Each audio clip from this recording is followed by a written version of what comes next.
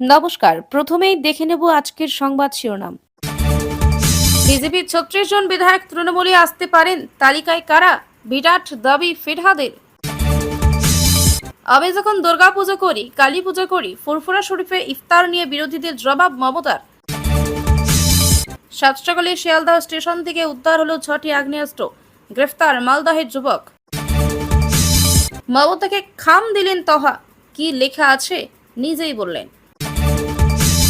সুকান্ত সদনের বৈঠকে সমন্বয় তৈরির চেষ্টা, সৌমিত্রের প্রশংসা, সৌমেন্দু ত্রাণ করে সংসদের সরব হবার পরামর্শ শুভেন্দুর। বিস্তারিত খবরে যাওয়ার আগে ভিডিওটিতে লাইক দিয়ে চ্যানেলটি সাবস্ক্রাইব করুন। বছর ঘুরলে বাংলায় বিধানসভা নির্বাচন, এখন থেকে বঙ্গ রাজনীতিতে শুরু হয়েছে শাসক বিরোধী তরজা। আসন্ন নির্বাচনের আগে প্রত্যেকেই নিজের মতো করে রণকৌশল তৈরিতে ব্যস্ত। এখন ২১-এর মতো ২৬-এর ভোটকে কেন্দ্র করে এখন থেকেই তোলপাড় বঙ্গ রাজনীতি। সম্প্রতি রাজ্যের বিরোধী দলনেতা শুভেন্দু অধিকারী দাবি করছেন, আগামী বছর বাংলায় পালা বদল হবে। তৃণমূল আর ক্ষমতায় ফিরতেই পারবে না। পাল্টা আক্রমণে বিঁধলেন কলকাতার মেয়র ফিরহাদ হাকিম। প্রসঙ্গত, সম্প্রতি বিজেপি ছেড়ে তৃণমূলে যোগ দিয়েছেন হলদিয়ার বিধায়ক তাপসী মণ্ডল। এই পরিস্থিতিতে বিজেপির ভাঙন নিয়ে আক্রমণ শোনালেন রাজ্যের মন্ত্রী ফিরহাদ হাকিম। সোমবার শুভেন্দুকেই পাল্টা চ্যালেঞ্জ ছুড়ে বড় মন্তব্য করে দিলেন ফিরহাদ। রাজনৈতিক মহলে গুঞ্জন, দল বদলের এই তাপসী ছাড়াও তৃণমূলের দিকে পা বাড়িয়ে রয়েছেন বিজেপির আরও কয়েকজন বিধায়ক। জল্পনা উস্কে দিয়ে এ প্রসঙ্গে এদিন ফিরহাদ বললেন, ওদের অনেকেই আসতে চাইছেন। এভাবে চলতে থাকলে একটা দিন হবে যেদিন শুভেন্দু বিরোধী দলনেতার পদটাও থাকবে না, কারণ বিজেপির এই মর্যাদাটাই থাকবে না। প্রসঙ্গত, ২১-এর নির্বাচনে মোট ৭৭টি আসনে জয়ী হয়েছিল বিজেপি, পরে কমতে কমতে তা ৬৫-তে দাঁড়ায়। উল্লেখ্য, পশ্চিমবঙ্গ বিধানসভায় বিরোধী দলের মর্যাদা পেতে গেলে মোট ২৯৪টি আসনের মধ্যে ন্যূনতম ৩০টি আসন পাওয়া প্রয়োজন। কিন্তু ফিরহাদের দাবি অনুযায়ী খুব তাড়াতাড়ি বিজেপির অন্তত আরও ৩৬ জন বিধায়ক তৃণমূলে চলে আসতে পারেন।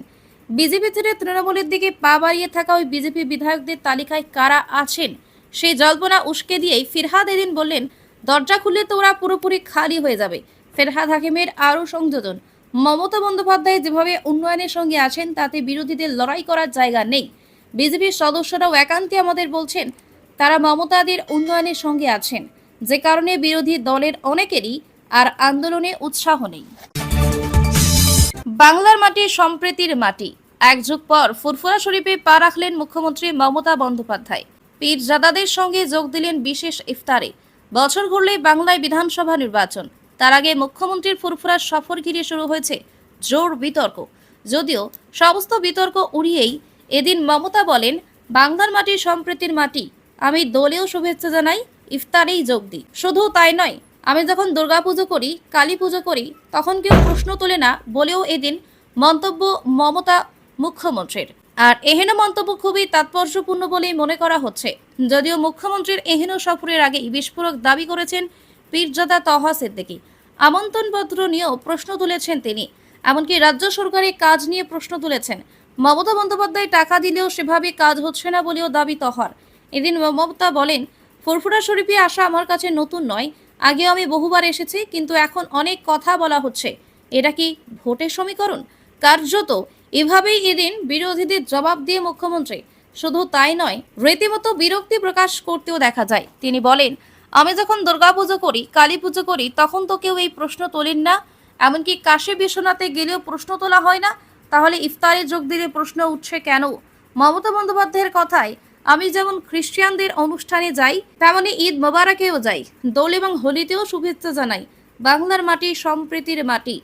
বলে রাখা প্রয়োজন, বছর ঘুরলেই বাংলায় বিধানসভা নির্বাচন, তার আগেই মুখ্যমন্ত্রীর ফুরফুরা শরীফ সফর ঘিরে শুরু হয়েছে জোর জল্পনা। সংখ্যালঘু মন পেতেই মমতা বন্দ্যোপাধ্যায়ের এহেন সফর বলেও দাবি বিজেপির। মাঝে সংখ্যালঘুদের ভুলে গিয়েছিলেন, ২০১৬ সালেও গিয়েছিলেন, ২৬-এ ভোট আছে আবার সেজন্য যাচ্ছেন বলেও কটাক্ষ ছুড়ে দিয়েছেন শুভেন্দু অধিকারী। সপ্তাহের প্রথম সকালেই আগ্নেয়াস্ত্র উদ্ধার হলো খাস কলকাতায়। শিয়ালদহ স্টেশনে হাটে বাজার এক্সপ্রেস থেকে সোমবার সকালে একাধিক অস্ত্র উদ্ধার করেছে কলকাতা পুলিশের স্পেশাল টাস্ক ফোর্স এসটিএফ। প্রাথমিক তদন্তে জানা গিয়েছে, প্রতিবেশী রাজ্য বিহার থেকে এই আগ্নেয়াস্ত্রগুলি নিয়ে আসা হচ্ছিল। ঘটনায় একজনকে গ্রেপ্তার করেছে পুলিশ। পুলিশ সূত্রে জানা গিয়েছে, ধৃত যুবকের নাম হাসান শেখ। তাকে জিজ্ঞাসাবাদ করে জানা গিয়েছে 42 বছর বয়সী ওই যুবকের মালদহের কালিয়াচক থানার নারায়ণপুরের বাসিন্দা। বিহার থেকে আগ্নেয়াস্ত্রগুলি নিয়ে আসছিলেন তিনি। তবে তার কাছে আগ্নেয়াস্ত্র কোথা থেকে এলো, কেন সেগুলি কলকাতায় আনা হচ্ছিল, সেসব এখনো জানা যায়নি। ধৃতকে আদালতে হাজির করানো হলে তার 31শে মার্চ পর্যন্ত পুলিশ হেফাজতের নির্দেশ দেওয়া হয়েছে। গোপন সূত্রে পাওয়া খবরের ভিত্তিতে সোমবার ভোর থেকেই শিয়ালদহ স্টেশন চত্বরে নজরদারি বৃদ্ধি করা হয়েছিল। সকাল 5:30 নাগাদ হাটে বাজারে এক্সপ্রেস শিয়ালদহ এসে থামতেই ট্রেন থেকে নামেন হাসান। তাকে দেখে সন্দেহ হয় এসটিএফের তদন্তকারীদের। তল্লাশি চালিয়ে তার সঙ্গে থাকা ব্যাগে থেকে একে একে 6টি আগ্নেয়াস্ত্র এবং 8 রাউন্ড কার্তুজ উদ্ধার করা হয়। জামা কাপড়ের ভিতরে ওই অস্ত্র লুকিয়ে রাখা ছিল। এরপরই হাসানকে গ্রেফতার করেছে পুলিশ। কী উদ্দেশ্যে তিনি অস্ত্রগুলি নিয়ে আসছিলেন তা জানতে ধৃতকে জিজ্ঞাসাবাদ করছেন তদন্তকারীরা। ফুরফুরা শরীফে মুখ্যমন্ত্রী মমতা বন্দ্যোপাধ্যায় ইফতার পার্টিতে যোগ দিয়েছেন তিনি। তবে আজকের ইফতার সফল হয়নি বলে দাবি পীরজাদা তহা সিদ্দিকের। পাশাপাশি এদিন তিনি মুখ্যমন্ত্রী মমতা বন্দ্যোপাধ্যায়কে একটি খাম দিয়ে এসেছেন। তাতে কি লেখা আছে সেও জানালেন তিনি।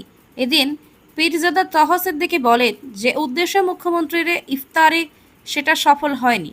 মুখ্যমন্ত্রী জানালেন যে সফল হয়েছে। আমরা জানি এটা সফল হয়নি। মুখ্যমন্ত্রীকে বলা হয়েছে তারা গিয়েছিল, তারা সবাই পীরজাদা। আসলে তা নয়। আমি গিয়েছিলাম, একটি খাম দিয়ে এসেছি, তাতে সব লেখা আছে। তিনি আরো বলেন, মমতা বন্দ্যোপাধ্যায়কে অন্ধকারে রাখলো, বলেছিল 80 জন পীরজাদা পীর সাহেব যাবেন, 20-র বেশি যায়নি। 28 জন বয়স্ক পীরজাদা ছিলেন, কিন্তু তারা যাননি। যারা মুখ্যমন্ত্রীর বিরোধিতা করতেন তারা ওখানে গিয়েছিলেন। সঙ্গে আরও যোগ করে জানালেন, আসন ফাঁকা দেখে সাধারণ মানুষকে ভিতরে ঢোকানো হয়েছে। এদিন ফুরফুরায় গিয়ে সম্প্রীতির বার্তা দেন মুখ্যমন্ত্রী মমতা বন্দ্যোপাধ্যায়। ফুরফুরায় যাওয়া নিয়ে বিরোধীদের কটাক্ষের জবাব দেন তিনি। বলেন, আমি যখন দুর্গাপুজোয় যাই তখন তো এই প্রশ্ন করেন না, কালী পুজো করলে এই প্রশ্ন করেন না। আমি খ্রিস্টানদের অনুষ্ঠানে যাই, ইফতার নিজে করি, আমি পাঞ্জাবিদের গুরুদ্বারেও যাই। বিরোধী দলনেতা শুভেন্দু অধিকারী তার বাসভবনে না পৌঁছানো পর্যন্ত সোম সন্ধ্যার বৈঠক শুরু করলেন না বিজেপির রাজ্য সভাপতি সুকান্ত মজুমদার। ফুলের তোড়া হাতে সুকান্তের বাসভবনে ঢুকলেন শুভেন্দু। বৈঠকে রাজ্য বিজেপির 2 শীর্ষ নেতা পাশাপাশি বসলেন। প্রায় কোনো প্রসঙ্গেই তাকে একে অপরকে বক্তব্য খণ্ডন করলেন না, বরং বঙ্গ বিজেপির সাংসদদের ভূমিকা এই মুহূর্তে সংসদে কেমন হওয়া উচিত তা নিয়ে বিশদে পরামর্শ দিলেন। সুকান্তের বাড়ির সামনে লনে ব্যাডমিন্টন খেলা এবং নৈশভোজ সৌজন্যের আতিশয্যে বঙ্গ বিজেপির 2 শীর্ষ নেতার মধ্যে সমন্বয়ের ছবি ফুটিয়ে তোলার সব বন্দোবস্ত ছিল দিল্লির বৈঠকে। বৈঠক শুরুর কথা ছিল সন্ধ্যা 6টায়। নির্ধারিত সময়ের আশেপাশেই একে একে সাংসদেরা পৌঁছতে শুরু করেন সুকান্তের বাসভবনে। তবে শুভেন্দু তখনও পৌঁছননি, ফলে বৈঠক শুরু হওয়ার প্রশ্ন ছিল না। তাই বাংলার ভিতরে না ঢুকে সামনের পাঁচিল ঘেরা সবুজ চত্বরেই ইতিউতি সময় কাটাচ্ছিলেন বঙ্গ বিজেপির একাধিক সাংসদ। সুকান্ত নিজেও বেরিয়ে আসেন বাংলো থেকে, ব্যাডমিন্টন কোর্টে চলে যান সকলকে নিয়ে। শুরু হয় খেলা। এক পক্ষে সুকান্তের সঙ্গে বঙ্গ বিজেপির অন্যতম সাধারণ সম্পাদক তথা পুরুলিয়া সাংসদ জ্যোতির্ময় মাহাতো, অন্যদিকে বিষ্ণুপুরের সাংসদ সৌমিত্র খা এবং রায়গঞ্জের সাংসদ কার্তিক পাল। দর্শক হিসেবে দুদিকে দাঁড়িয়ে রানাঘাটের সাংসদ জগন্নাথ সরকার এবং আলিপুরদুয়ারের সাংসদ মনোজ টিক্কা। 6:35 নাগাদ সুকান্তের বাসভবনে পৌঁছান শুভেন্দু। হাতে সুকান্তের জন্য গেরুয়া ফুলের তোড়া। শুভেন্দু পৌঁছতেই সংসদেরা বাংলোর ভেতরে ঢুকে যান। সুকান্তের বৈঠকখানায় শুরু হয় বৈঠক। ব্যাডমিন্টন খেলোয়াড়দের পাশাপাশি বৈঠকখানায় হাজির ছিলেন দার্জিলিংয়ের সাংসদ রাজু বিস্তা, জলপাইগুড়ির সাংসদ জয়ন্ত রায়, কাঁচির সাংসদ সৌমেন্দু অধিকারী, উত্তর মালদাহের সাংসদ খগেন মুর্মু এবং রাজ্যসভার সাংসদ শ্রমিক ভট্টাচার্য। বাংলার সাংগঠনিক পরিস্থিতির পাশাপাশি লোকসভা এবং রাজ্যসভায় বঙ্গ বিজেপির সাংসদদের মধ্যে যে কে কতটা সরব হচ্ছেন তা নিয়ে বৈঠকে চর্চা হয়। কে সংসদে কতটুকু বলার সময় পাচ্ছেন, বিজেপি সাংসদদের যদি কম সময় দেওয়া হয়ে থাকে তাহলে তার কারণ কি ইত্যাদি বিষয়ে আলোচনা হয়েছে। রাজ্যসভায় শ্রমিকের তোলা কিছু গুরুত্বপূর্ণ বিষয় নিয়ে কিছু কথা হয়।